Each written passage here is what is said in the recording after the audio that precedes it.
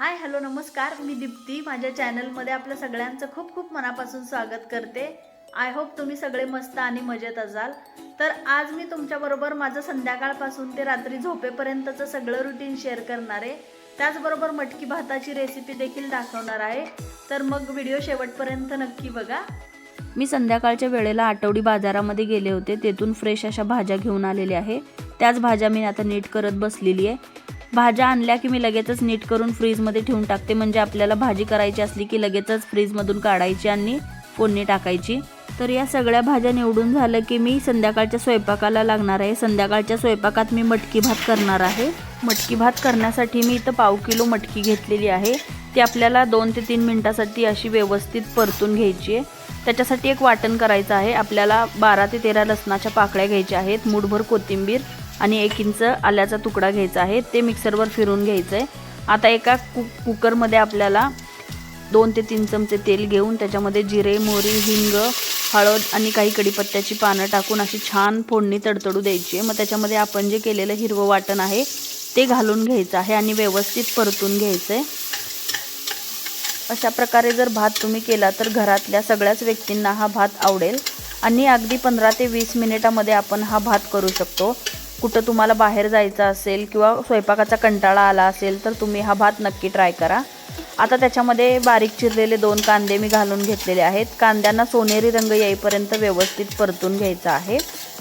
मटकी भाताची ही रेसिपी अगदी साधी सोपी आहे, पण चवीला हा भात एकदम मस्त लागतो. आता कांदा व्यवस्थित परतून झालेला आहे. आता त्याच्यामध्ये आपण टॅमॅटो घालून घेऊया. मी इथं मध्यम आकाराचे 2 टॅमॅटो बारीक चिरून घेतलेले आहेत, ते घातलेले आहेत. आता टॅमॅटो देखील आपल्याला मऊ होईपर्यंत परतून घ्यायचे.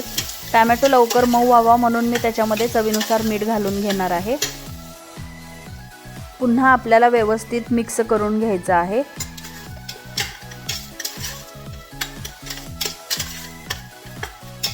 आता आपल्याला ह्याच्यामध्ये काही सुके मसाले घालून घ्यायचे आहेत. अर्धा चमचा जिरेपूड घालायची आहे, अर्धा चमचा धनेपूड घालायची आहे, गरम मसाला अर्धा चमचा घालायचा आहे आणि काळा मसाला आवडीनुसार घालून घ्यायचा आहे. आणि हा मसाला आपल्याला 2 ते 3 मिनिटं व्यवस्थित फोडणीमध्ये परतून घ्यायचा आहे. इथं तुम्ही तुमच्या आवडीनुसार दुसरे मसाले देखील ॲड करू शकता.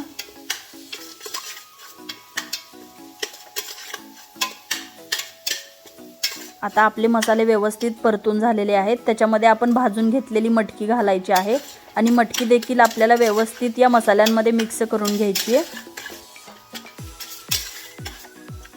आता इथं व्यवस्थित मटकी आपली परतून झालेली आहे. त्याच्यामध्ये आपल्याला गरम पाणी घालून घ्यायचं आहे. मी इथं 3 वाट्या तांदूळ घेतलेले आहेत, त्यामुळे 6 वाट्या मी गरम पाणी घालून घेतलेलं आहे आणि पाण्याला देखील व्यवस्थित आपल्याला हलवून घ्यायचं आहे. पाण्याला छान उकळी फुटली की आपण त्याच्यामध्ये धुतलेला तांदूळ घालून घेणार आहोत. मी इथं 3 वाट्या इंद्रायणी तांदळाचा वापर केलेला आहे. तुम्ही तुमच्या आवडीनुसार कुठलाही तांदूळ वापरू शकता. आता कुकरला झाकण लावून 3 शिट्ट्या काढून घ्यायच्या आहेत.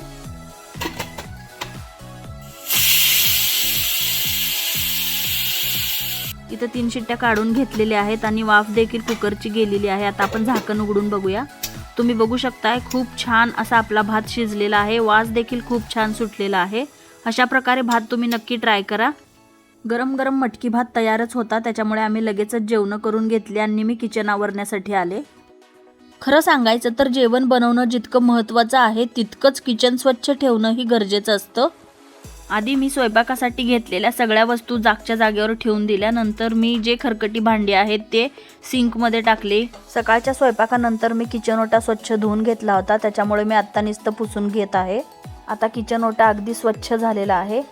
आता आलेली आहे मी सिंककडं. आता खरकटी जी भांडी होती जेवणानंतरची, स्वयंपाकानंतरची, ती व्यवस्थित मी अशी त्यातलं खरकटं काढून विसळून टपामध्ये ठेवलेली आहेत, कारण नंतर मला डिशवॉशर लावून घ्यायचं आहे.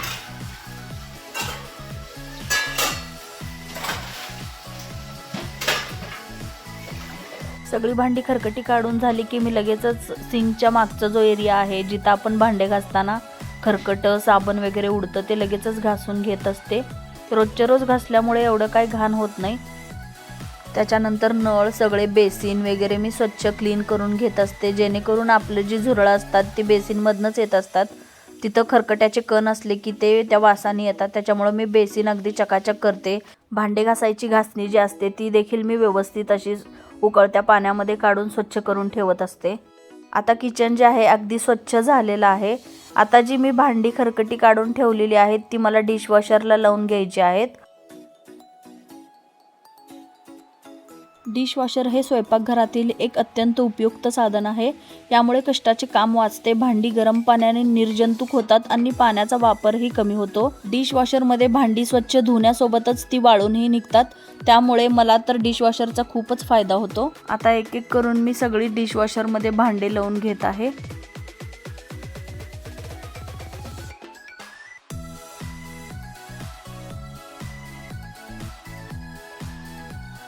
सकाळी मुलांच्या शाळा लवकर असल्यामुळे मी थोडीफार तयारी आदल्या दिवशी करून ठेवत असते. उद्या मी मुलांना मेथीची भाजी आणि पोळी देणार आहे. त्याच्यासाठी मी मेथी स्वच्छ निवडून घेतलेली आहे आणि ती 2-3 वेळा धुवून निथळायला ठेवून देणार आहे.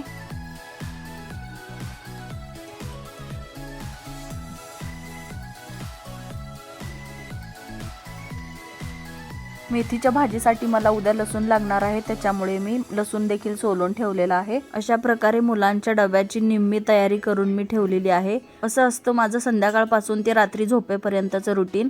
कसा वाटला व्हिडिओ नक्की कमेंटमध्ये सांगा. व्हिडिओ आवडला असेल तर लाईक आणि सबस्क्राईब करा. धन्यवाद.